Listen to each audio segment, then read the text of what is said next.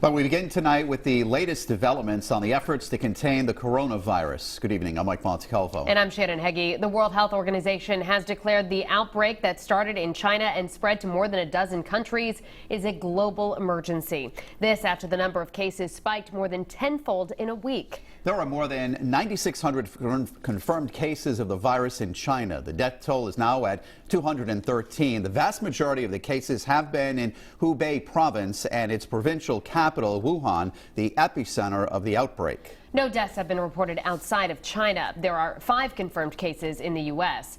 Hearing this can be scary for Americans, so we wanted to know what precautions, if any, you should take if you're taking a trip soon.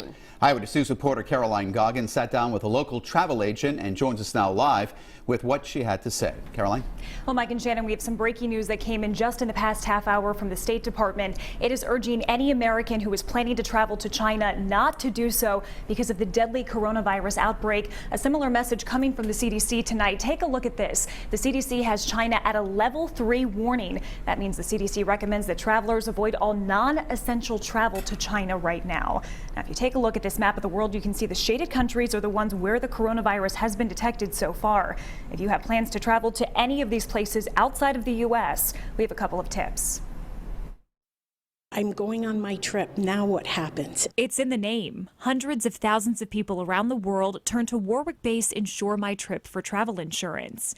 Kathy Kimmel, a sales and service rep for the company, calls it peace of mind, especially in the event of a global emergency like the coronavirus. I had a mom yesterday whose son happens to be in China, and she was very concerned about her son coming home and what to do. Kimmel says this call was one of many she's taken in the past week, speaking with people who are concerned about their future travel due to the deadly virus.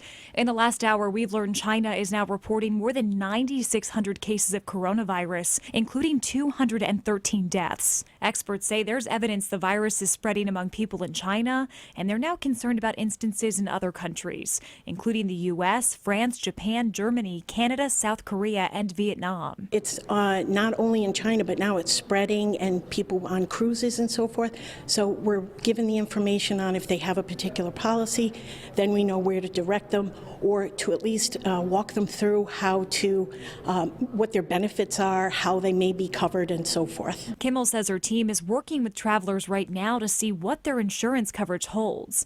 One thing she doesn't plan on doing, encouraging people to cancel their trips. I think that this is one of those episodes, one of those events that we need to deal with confidently, and go travel, but just make sure that you have the information and the resources so you can go forward and not have to worry unnecessarily about what may happen.